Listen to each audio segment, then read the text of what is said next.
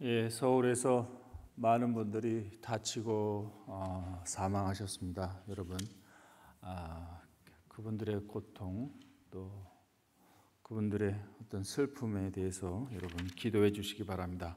다 같이 묵도하심으로 우리 교직원 예배 시작하겠습니다.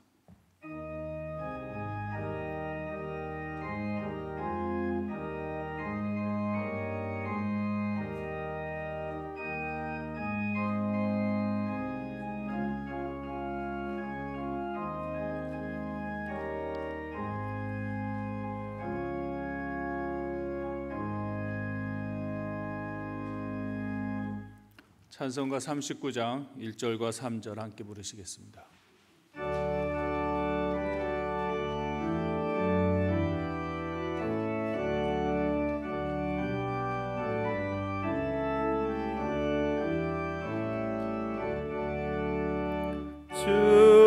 은혜를 받으러 모인 성도들, 주 크신 뜻 깨닫게 하옵소서.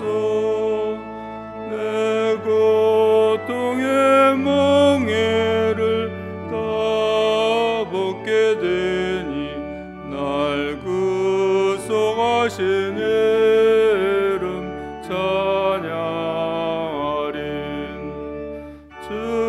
주리의 방패와 창검 되시니 나 승리의 주님을 따릅니다.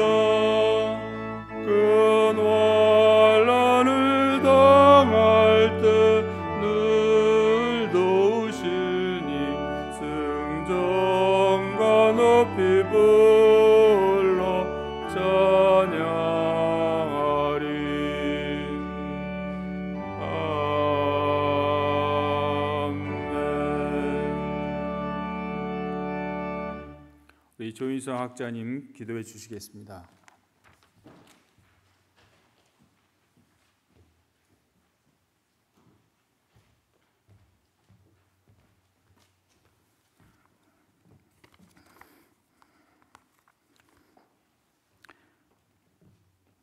사랑과 은혜가 풍성하신 하나님 아버지, 오늘 특별히 교직원 예배를 통해서 교직원들이 함께 모여 한마음 한뜻으로 예배드리게 하시니 감사드립니다.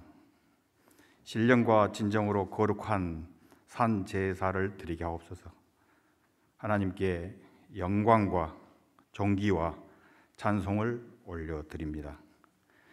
66년 전 한국전쟁 휴전 이후 폐허 속에서 도무지 희망이 보이지 않을 때 하나님의 특별한 뜻과 계획이 계셔서 미국 남장로교 성도님들의 헌신적인 교육 선교를 통해 저희 한남 공동체를 세우게 하시고 지금까지 10만여 동문 인재를 배출하여 국가와 교회에 크게 이바지하게 하시고 그동안 크고 작은 어려움이 많았으나 눈동자와 같이 지켜주시고 보호해 주심에 감사드립니다. 이 모든 선한 열매가 전적으로 하나님의 은혜였음을 고백합니다. 주님, 작금의 저출산 고령화 시대와 수도권 편중 환경에서도 특히 학령 인구 감소로 입학생이 줄어들고 등록금 동결, 정원 감축 등으로 대학의 재정이 점점 어려워져 감에 따라서 저희 대학도 여러 가지 난관에 봉착하고 있습니다. 하나님께서 이 역경을 슬기롭게 극복할 수 있도록 총장님이야 모든 한남 구성원에게 지혜와 명철을 허락하옵소서. 이럴 때일수록 우리 한남 구성원들 모두 한마음 한뜻으로 우리의 교만과 어리석음과 부족함을 회개하게 하시고 하나님께 모든 것을 맡기며 간절하게 기도하게 하시고 때를 따라 돕는 은혜로 위기를 오히려 기회로 만들어 가게 하옵소서. 주님, 오늘 살아계신 하나님 말씀을 통해 여기 참여하는 모든 구성원들이 은혜 받게 하시고 성령의 감동으로 살아계신 하나님을 만나는 축복의 시간이 되게 하옵소서. 주님, 정성껏 준비하여 아름다운 찬양으로 예배를 돕습니다. 특별히 특성을 맡은 사회과학대학 구성원들을 축복하여 주시옵소서. 주 안에서 정결하게 사는 삶, 나누는 삶을 통해 굳건한 믿음으로 우리의 삶의 현장 구석구석에서 그리스도의 향기가 널리 퍼지게 하옵소서. 오늘 예배의 시종을 주님께 맡기옵고 이 모든 말씀 우리를 죄에서 구원하신 예수 그리스도의 이름으로 기도드립니다. 아멘.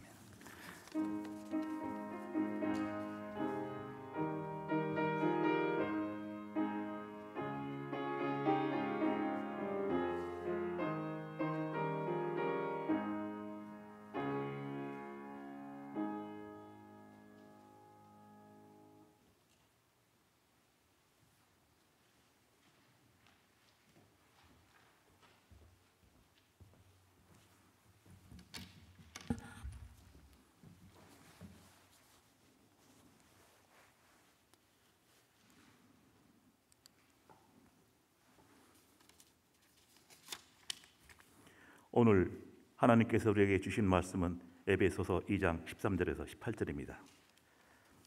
이제는 전에 멀리 있던 너희가 그리스도의 손에서 그리스도의 피로가 가까워졌느냐.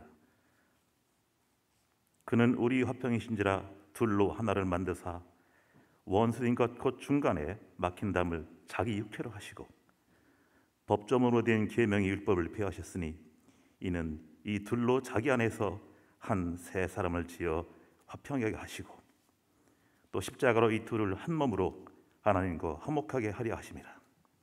원수인 것을 십자가로 소멸하시고 또 오셔서 먼 데 있는 너희에게 평안을 전하시고 가까운 데 있는 자들에게 평안을 전하셨으니 이는 그로 말미암아 우리 둘이 한 성령 안에서 아버지께 나아감을 얻게 하려 하심이라. 이것은 우리를 위해 주시는 하나님의 말씀입니다.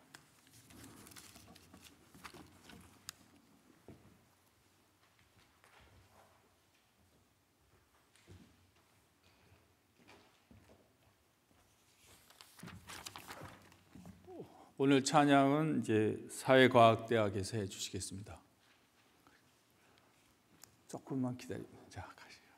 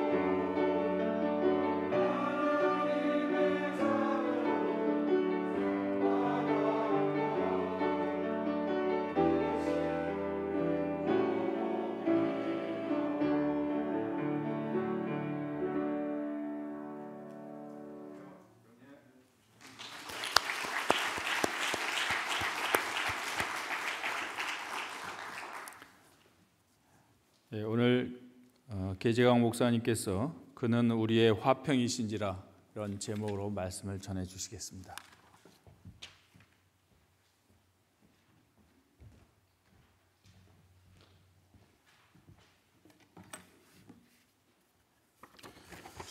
최근 유명해진 기독교 리서치 회사가 있습니다. 그 탐 라이너라는 분이 대표로 있는 라이프웨이 리서치라는 곳인데, 거기서 2022년 이후에 교회에 필요한 것이 무언가를 펴냈습니다. 두 가지를 이야기합니다. 하나는 제자도에 대한 명확한 계획이 필요하다. 또 하나는 교회는 환대하는 곳이 되어야 된다. 이렇게 이야기합니다. 제자도에 관련된 대해서는요, 제자도는 제자 훈련과는 다른 이야기입니다. 제자도는 우리 안에 기독교적인 관점이 자리 잡아서 그 관점의 큰 틀 안에서 살아가고, 또 그 관점 가운데 참 의미 있는 삶을 살아가는 것이 참된 제자도의 모습이다. 이렇게 이야기하고 있습니다. 이 땅의 삶을 살아갈 때 하나님께서 우리를 또 어떻게 생각하시고, 또 우리는 하나님과 어떤 관계가 있는지를 알지 못하면 그리스도인의 참된 성숙의 의미를 알아갈 수 없다라고 이야기합니다. 이 땅을 살아갈 때 하나님은 어떤 마음으로 이 일을 바라보시고 또 생각하실까? 이 마음들이 우리 마음 가운데 넘쳐날 때 참된 제자의 모습으로 살아가는 것일 겁니다. 또 하나 이야기하는 게 환대의 모습이에요. 환대. 웰커밍 미니스트리라고 일컬어지는데, 교회 오는 사람들을 따뜻하게 맞아줘야 된다라는 거죠. 왜냐하면 팬데믹 이후에 정말로 안전을 많이 생각하고, 그러다 보니까 접촉하길 꺼려하고, 모든 것들이, 우리도 줌으로 또 수업을 했지만 디지털의 많은 문명과 기기들을 이용하면서 굉장히 많은 사람들이 공감할 줄 모르게 되고, 그 이면에 더 아프고 괴로운 것은 근원적으로 외로움을 겪고 있다라는 것입니다. 그런데 이게 그 외로움이라고 하는 것이 자기 안에서만 그쳐지는 것이 아니고 사람과 사람 사이에 담을 쌓아가기 시작한다라는 거예요. 최근에 책 가운데 이 고립의 시대라는 책이 있습니다.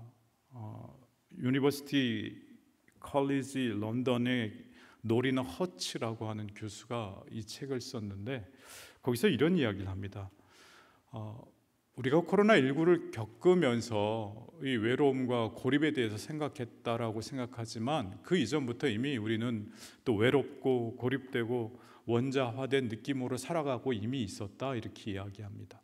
그러면서 미국 사람들의 5분의 3이 외로움을 겪고, 독일 사람들의 3분의 2, 노르웨이 사람들의 3분의 1, 스웨덴 사람들의 4분의 1이 외롭다. 이렇게 이야기하고요. 영국에는 2018년도에 외로움부 장관이 생겼습니다. Minister for Loneliness라고 하는 부서가 새로 생겼다는 거예요. 한국에서도 이 외로움과 고립이 문제가 되기 시작하니까 목회데이터 연구소에서 연구를 했어요. 지용근 대표님이 연구를 하고 결과가 나올 겁니다 라고 말씀하시는데, 어제 결과가 나왔더라고요. 교인들이 교회 내에서 느끼는 고립도와 한국 사회에서 한국 사회 사람들이 느끼는 고립도가 나왔습니다. 이게 많은 건지 적은 건지 절대 표준이 뭔지는 잘 모르겠습니다. 그런데 한국 사회에서 느끼는 사람들의 고립도는 34%고요. 교회 내에서 교인들이 느끼는 고립도는 25%라고 이야기합니다. 이 외로움과 고립이라고 하는 게요, 신체 건강에까지 위협을 미치게 되는데, 알코올 의존증과 거의 비슷하고, 비만보다는 2배나 우리 몸에 해롭고, 담배를 매일 15개 빚씩 피우는 것과 동일하고, 그만큼이 외로움이 무섭다라고 이야기합니다. 그런데 이 외로움의 정의를 그냥 나 혼자 있는 것이다 이렇게 정의하지 않았으면 좋겠다고 노리나 허치 교수는 이야기하면서 이렇게 이야기합니다. 정치인과 정치로부터 단절되는 것도, 그러한 느낌도 외로움이고, 일과 일터에서 소외되는 느낌도 외로움이고, 사회 소득에서 배제되어 있다라고 하는 그 느낌을 갖는 것도 외로움이고, 스스로가 힘이 없고 무시당하는 존재라고 느끼는 것도 외로움이다, 이렇게 이야기합니다. 이 땅에 많은 젊은이들이 외롭고 또 고독하고 그 탈출구 때문에 이태원에 모였다가 또 그러한 어려움들을 당한 것을 우리가 알고 있습니다. 개인적으로 몸이 아프고 나니까 삶에서 이 소외당하는 사람들의 마음을 좀 알 수 있을 것 같아요. 예전에 교회에서 사역할 때도 저를 병원 담당 목사였다, 이렇게 지칭을 많이 했어요. 뭐 신유의 은사가 있고 아파가는 분들을 치료, 그런 거하고 상관없고요. 너무 많이 아파갔고요. 아픈 사람의 심정을 가장 잘 이해한다, 이렇게 이야기하더라고요. 정말 이렇게 외롭고 고립되어 있는 시대에 오늘 말씀을 통해서요, 주님께서 우리를 하나로 만드셔서 평화를 이루시겠다, 이렇게 이야기하십니다. 오늘 본문 말씀은요, 매주 화요일 날 성경 공부하는 시간에 에베소서를 합니다. 그런데 제 개인적인 이유로 한 주를 휴강하게 되고 그 보강을 고민 끝에 말씀 전할 때 오늘 보강하기로 해서요, 본문 말씀이 이미 결정되어 있었어요. 오늘 말씀에서 사도 바울은요, 에베소서 교회에 쓴 그 편지에서 우리 교회를 어떻게 하면 존재론적으로 잘 이해할 수 있을까, 그것을 돕기 위해서요, 평화, 화평이라는 단어를 씁니다. 배제와 포용이라고 하는 책을 쓴 미로슬라프 볼프가 있습니다.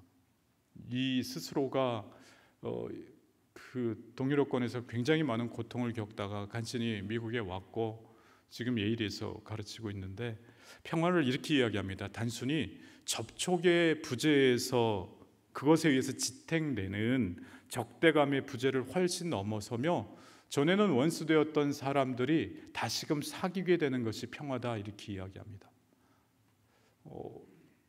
기독교 학계에 있어서는 굉장히 세계적으로 알아주는 대가입니다. 그런데 오늘 에베소서 말씀이 말하는 평화는 그거보다도 더 넓어집니다. 뭐라 말씀하시냐면, 사람 사이의 그 사귐을 회복하는 걸 넘어서서 그리스도 안에서 새 사람으로 만들어져서 함께 하나님 앞으로 나아갈 수 있는 것이 진정한 평화다, 이렇게 이야기합니다. 오늘 본문 에베소 2장 13절에서 16절에 보면은요, 예수님이 행하신 이 구별되는 평화의 모습이 나열되어 있는데요, 5가지로 정리할 수 있어요. 기독교인들이 꼭 알고 행해야 되는 그 평화의 단계의 모습이라고 할 수 있습니다. 이 5가지 행위는요, 굉장히 복합적이고 다층적입니다. 예수님께서 알려주시는 평화는요, 맨 먼저 첫 번째 단계가 있습니다. 그리스도 안에서 그리스도의 피로 가까워져야 된다라고 13절 말에 증거하고 있습니다. 두 번째 단계는 뭐냐면 하나로 만드신 그 하나됨의 역사를 경험해야 된다라는 거예요. 그런데 그 하나됨의 역사에 대해서요, 또 3가지로 분류해서 말씀해 주심으로 총 5개를 말씀하십니다. 하나 된다라고 할 때 첫 번째, 하나됨의 방식을 이야기합니다. 이방인과 유대인을 가르고 있는 율법과 같은 그 분리와 소외의 그 담을 예수님 몸으로 허무신 것을 우리가 아는 것이 너무나 중요한 방법이라 말씀하십니다. 두 번째, 그 하나로 만드신 결과는 어떻게 돼야 되는가? 15절에요, 예수님 안에서 한 가족으로 한 세 사람을 만들어서 평화를 이루시는 것을 알아야 된다 말씀하시고요. 그렇다면은 이렇게 하나로 만드신 목적이 뭐냐는 거예요. 최종적인 목적은 하나님과 화목하고 하나님 아버지께 우리가 나아가도록 하기 위함이다 라고 평화에 대해서 명쾌하게 사도 바울이 정리해 주고 있습니다. 그렇다면 사도 바울의 결론은 무엇인가? 말씀을 가만히 보면요, 너무나 명쾌해요. 예수님이 우리의 화평이 된다, 이렇게 말씀하십니다. 그러면서 그 평화의 시작은 어떻게 돼야 되는가? 13절 말씀인데요, 13절을 보면은요, 이렇게 평화를 이룰 때 시작되는 전제 조건이 있다 말씀하셔요. 그것은 주님으로부터 시작돼야 된다 말씀하셔요. 우리가 전에는 하나님도 모르고 언약도 없고 언약이 없으니까 당연히 소망이 없는 그런 자리에 있었다라는 거예요. 2장 13절을 보니까요, 이제는 이라고 말씀이 시작이 돼요. 이제는. 그런데 오늘 본문은 아니지만 2장 맨 앞에 시작할 때요, 2절에 보니까 그때는 이렇게 또 시작이 됩니다. 첫째인 그때는요, 우리가 허물과 죄 안에 죽어 있었을 때인데 이제는 그럼 어떻게 되는가? 지금은 어떠한 신분에 있는가를 설명해 줍니다. 이제는 전에 멀리 있던 너희가 그리스도 예수 안에서 그리스도의 피로 가까워졌느니라. 여러분이 가까워졌다라는 것은 물리적인 표현으로 거리가 가깝다 이렇게 느껴지지만 우리가 가까이 갔다 그런 말이 아니고요. 그리스도에게 우리가 가까이 갔다 그런 말이 아닙니다. 수동태예요. 가까워졌다, 더 나아가서요, 끌어당겨졌다라는 의미예요. 그리스도의 피로 우리가 끌어당겨졌다 이런 의미입니다. 누군가 의식도 없고 생명도 없이 늘어뜨리고 있던 우리 손을 터치하셔서 잡아 끄셨다 이렇게 말씀하신 거예요. 그래서 가까워졌다라는 거예요. 그리스도 때문에, 그리스도의 피 때문에 그렇게 됐다라는 겁니다. 어제 문과대 체육대 하면서 체육과 학생이 이렇게 개주하다 달리다가 쓰러졌어요. 그래서 쓰러진 친구를 이렇게 보다 보는데 결과적으로는 괜찮다고 합니다. 구조대원이 와갖고 손을 들어보라고 해요. 근데 이 친구가 손을 잘 못 드는 걸 보면서 아이쿠나 했습니다. 손을 들고 손을 내려보라고 하고 당겨보라고 하는데 왜 그랬을까 했더니 너무도 본인도 당황해서 그랬던 것 같아요. 거기서 그런 생각을 좀 많이 했습니다. 우리 주위에 손이 축 늘어져서 있는 사람이 의외로 많다라는 거예요. 본인들은 운동도 하고 열심히 또 다른 것들도 매일 본물 챙겨서 괜찮다라고 이야기하지만 의외로 손을 축 늘어뜨리고 힘들어하는 사람들이 참 많이 있습니다. 기독교는요, 먼저 다가가는 게 순서입니다. 우리의 구원이 그렇게 시작되었다라는 거예요. 우리가 구원이 필요한 줄도 모르고 살아갔을 때 하나님의 아들 예수 그리스도를 이 땅에 보내셔서 십자가에 피 흘려 죽으심으로 말미암아 우리를 대속하게 해주셨다라는 거예요.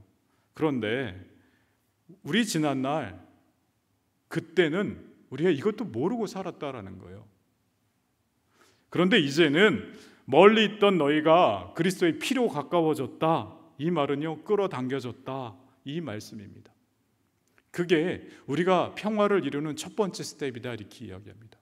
그럼 두 번째는 뭐냐? 그런 다음에 14절을 보시면은요, 그는 우리의 화평이신지라 둘로 하나를 만드사 원수된 것 곧 중간에 막힌 담을 자기 육체로 허시고 이렇게 말씀하십니다. 하지만 우리의 실존은 중간에 막힌 담을 허무신 주님의 은혜가 느껴지지 않을 정도로 힘들 때가 참 너무나 많이 있어요. 특별히 이 편지를 받는 에베소 교회의 그 이방인들이 동일하게 겪고 아마 느꼈을 거라는 거예요. 누구 때문에요? 유대인들 때문에. 유대인들은요, 자기들이 택한 백성이다, 선민이다 이렇게 생각했어요. 이방인들에게 유대인들은 뭐라고 이야기했냐면요, 우리는 너희와 레벨이 다르다 이렇게 얘기했다는 거예요. 쉽게 얘기했을 때 그들에게 문화적 자부심과 종교적 우월감이라고 하는 선민의식이 있었습니다.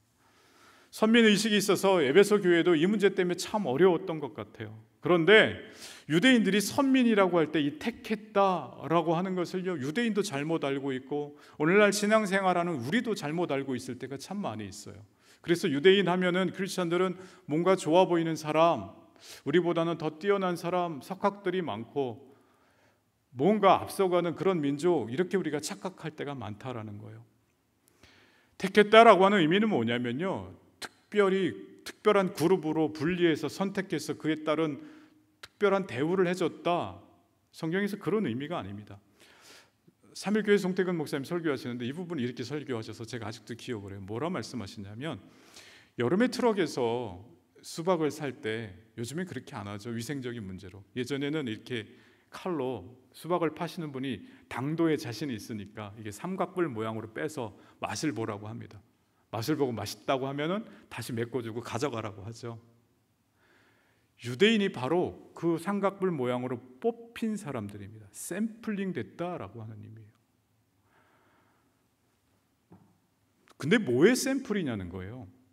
그들이 스스로 이해한 멋진 선택된 선민의 개념의 샘플링이 아니라 인간이 얼마나 불가능한 존재인지, 인간이 얼마나 역겨운 존재인지, 구원받기에는 우리 안에서 생성된 그 무엇도 아무것도 없는 존재인지를 유대인들을 통해서 샘플링했다 이렇게 말씀하시는 겁니다. 그래서 택한 백성 선민입니다.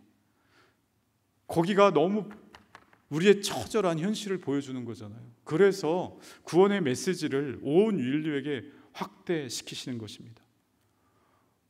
오늘 그럼에도 불구하고 이스라엘 백성들은요, 자기들은 선민이니까 이방인들을 못 취급했죠. 할례 없는 백성들, 그들은요 육체의 할례를 선민의 굵은 지표로 삼았습니다. 오늘 말씀은요 에베소 이방인들에게 바울이 이야기합니다. 유대인들 별거 없다. 다른 것은 율법 하나 있는데 그 율법을, 그 담을 내가 허물겠다 이렇게 말씀하시는 겁니다. 예수 그리스도의 피의 공로로 우리는 전부 다 하나가 됐다 이렇게 말씀하고 계세요. 사회에서는요, 서울에 보면 명품 아파트와 공공주택 아파트가 지어지면 담을 쌓죠. 학교가 바로 옆에 있어도 그 아파트를 지나가지 하게 못합니다. 학교에 있다 보면 그런 담이 또 다르게 느껴져요. 학생, 조교, 직원, 교수, 보이지 않는 하이라키가 있습니다. 누구나 다 인정하는 부분일 거예요. 그런데 그러한 하이라키가 존재하는 문화가 깊어지면 깊어질수록 이상한 소리들이 등장한다라는 거예요. 프린스턴 대학에 은퇴한 해리 프랭크포트라는 교수가 책을 썼는데 뉴욕 타임스의 베스트셀러가 됐습니다. 책 제목이 좀 불경합니다. On Bullshit입니다. 개소리에 대하여. 아주 사회과학대학 상담하시는 분들이 계시니까 아실 거예요. 얇고 손바닥보다 좀 큰 책입니다. 읽지는 마세요. 2번 읽어도 무슨 얘기인지 모르겠습니다. 근데 아주 심오한 내용이 담겨져 있습니다. 무슨 얘기를 하냐면 최악의 개소리, 개목사가 얘기한다고 개소리라고 여러분 착각하시면 안 되고요. 이게 굉장히 중요한 내용이에요. 최악의 개소리는 뭐냐면 어딜 감히라고 하는 단어를 쓴다는 거예요. 어딜 감히. 또 그렇게 생각하는 사람들이 필연적으로 많은 개소리를 한다라고 이야기합니다. 나는 너와 레벨이 달라라고 하는 사람들이 아무리 기독교라고 하지만 기독교 공동체라고 하지만 그런 사람들이 많으면 많을수록 개소리가 판을 치게 된다라는 거예요. 그런 사람들의 특징은요, 왜곡된 나르시시즘을 가지고 있다라는 거예요. 나는 너보다 잘났고 본질이 달라 이렇게 생각한다라는 거죠. 특별히 갈등 관계가 생겼을 때 어딜 감이라고 하는 것이 밖으로 튀어나온다고 이야기합니다. 수평적인 관계에, 동역의 관계에 있었다라고 생각했는데 문제가 불거지면 상하 관계로 태도를 바꾼다는 거예요.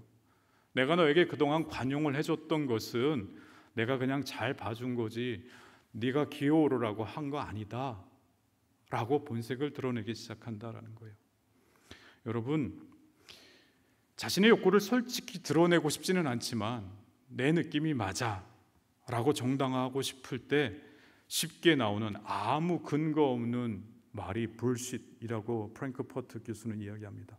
그런데 문제는 이러한 개소리를 진심으로 한다라는 거예요. 그래서 미국 사회가 무너져 가고 있고 트럼프 같은 대통령이 생기고 개소리를 하는 사람들이 많아지는 공동체는요, 기독교적인 성경의 진리들이 사라질 수밖에 없다라는 거예요. 오늘 찬양도 하셨지만 정말 정결하고 순전한 마음으로 복음 때문에 사람을 사람으로 대하고 주님이 가르친 그 말씀이 살아있어서 진정으로 섬기고 남들은 알아주지 않아도 주님만 알아주시면 돼라고 조용히 헌신하고 이런 모습들이 사라져간다라는 거죠. 이런 개소리를 하는 사람의 가장 큰 문제는 진리의 편도 아니고 거짓의 편도 아니고 자기 편이라는 거예요. 거짓말하는 사람들은 진리를 드러내면 무너지는데 개소리를 하는 사람들은요, 철저한 자기 나르시스트이기 때문에 무너지지 않는다라고 이야기합니다.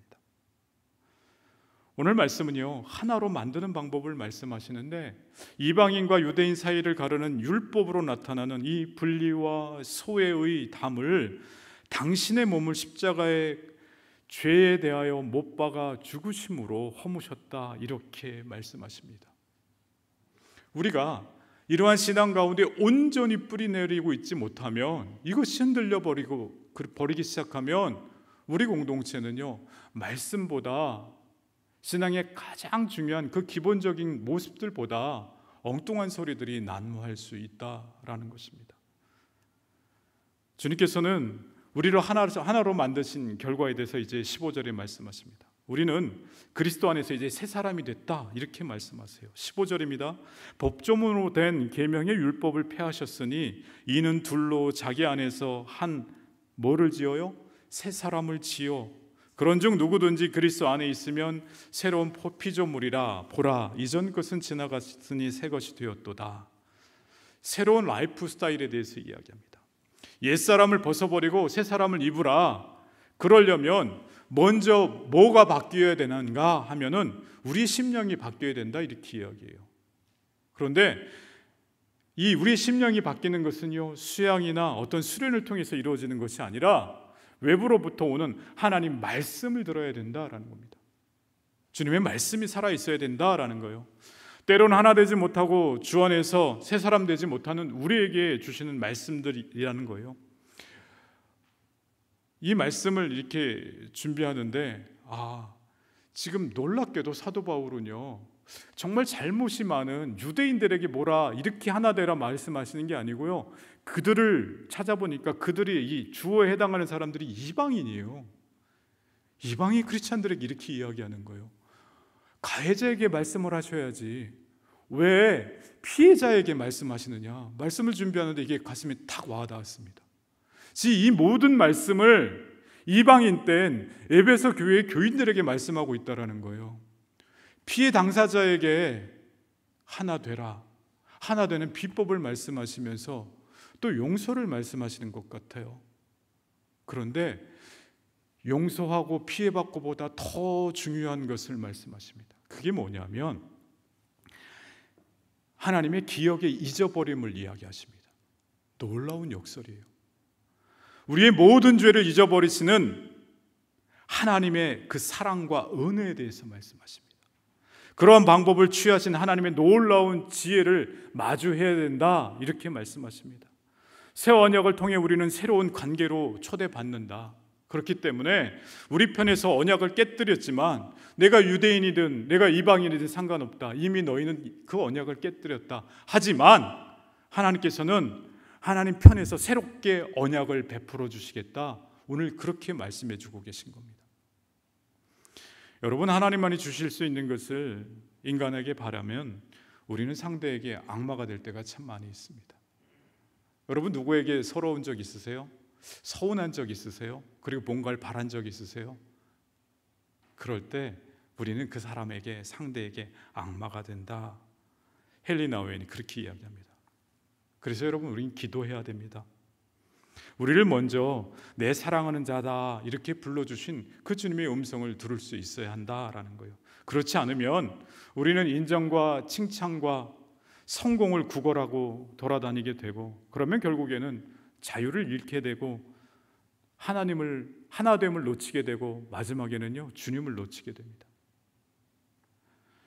이렇게 하나님께서 우리를 그리스도의 보혈의 구속의 은혜로 끌어당기시고 하나 되게 하시는데, 그 방법으로요 막힌 담을 허무시고 새 가족이 되게 함으로 하나 되게 하시는 그 결과까지 말씀해 주시는데, 그렇다면 왜 그러시냐는 거예요. 무슨 목적이냐는 거예요.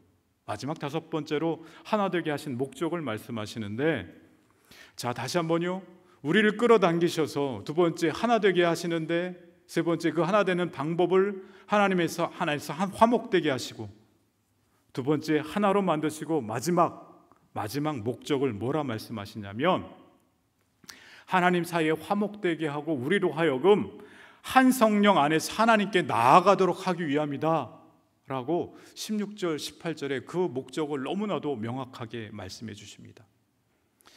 여러분, 교회는 유대인들과 이방인들 사이에 화해의 자리일 뿐 아니라 그것은 인간과 하나님 사이에 화해가 경험되는 것이고, 하늘과 땅 사이에 조화가 이루어지는 것이고, 마지막 아버지께 나아가는 것이 누려지는 것입니다. 주님께서 핏값 주고 세우신 이 한남대학교 안에 계절이 어떻게 바뀌고 상황이 어떻게 바뀐다, 그것을 막론하고 주님께서 말씀하시는 이 화해와 화목과 화평과 평화의 역사가 끊이지 않기를 주님의 이름으로 축원드립니다. 그런데요, 그 모든 것은 오로지 예수 그리스도의 십자가만 가능하다, 이렇게 말씀하십니다. 십자가는요, 인간의 죄가 얼마나 파괴적인지를 보여줍니다. 하지만 반대로 하나님의 사랑이 얼마나 위대한지를 함께 보여주십니다. 우리 마음이 세상적인 방향으로 달려가려고 할 때, 인간이 일이 풀리지 않을 때, 인간적인 방법과 욕구로 해결하고 싶을 때 다시금 우리의 마음을 다잡아서 주님의 십자가로 나아갈 수 있는 하나님의 구성원 한 분 한 분 되시길 주의 이름으로 축원드립니다. 기도하시겠습니다.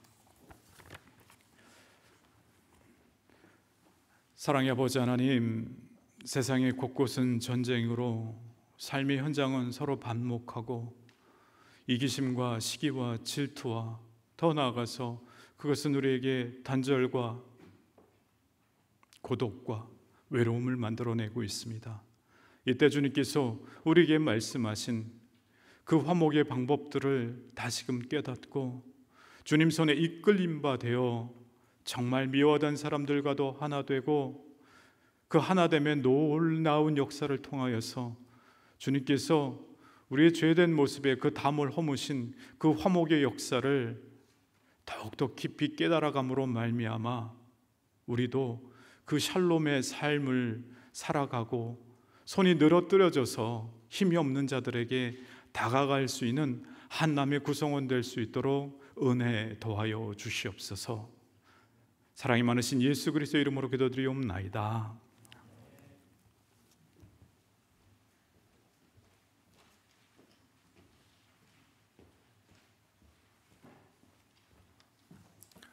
자, 옆에 계신 분들하고 인사해 주시기 바랍니다. 자, 앞에 계신 분, 뒤에 계신 분 인사하시고 환대해 주시기 바랍니다. 오늘 예배 순서를 맡아주신 우리 계재강 목사님, 조인성님, 김원규님, 또 특송해 주신 우리 사회과학대에게 감사드립니다. 애사가 있습니다. 우리 정태성 교수님 빅모상을 당하셨습니다. 여러분 위로해 주시기 바라고요. 오늘 12시에 이 자리에서 신앙과 학문 포럼 이순규 박사님께서 오셔서 에이전시 신학으로 보는 선교 행위의 정당성과 진정성이라는 제목으로 학문 포럼이 있습니다. 관심 가져주시고 많이 참석해 주시기 바랍니다. 자, 다음 주는 추수감사 찬양 축제로 아마 많은 기대를 가지고 오셔도 될 것 같습니다. 다 일어나셔서 찬송가 569장 1절 함께 부르시고 우리 계재강 교수님 축도로 마치도록 하겠습니다.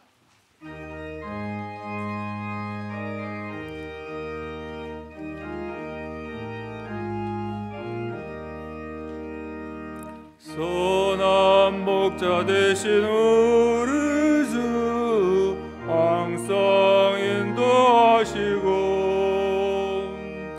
푸른 불밭 좋은 곳에서 우리 먹여주소서. 선한 목자 구세주여 항상 인도하소서. 선한 목자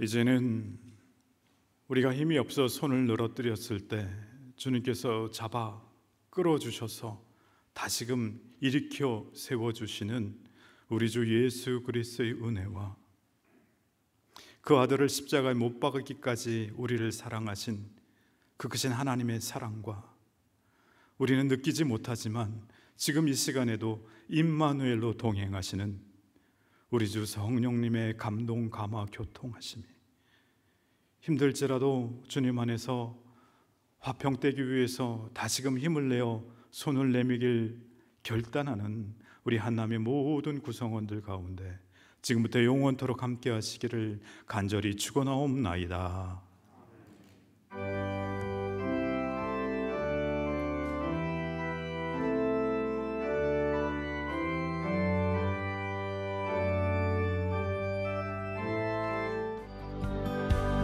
꽃들도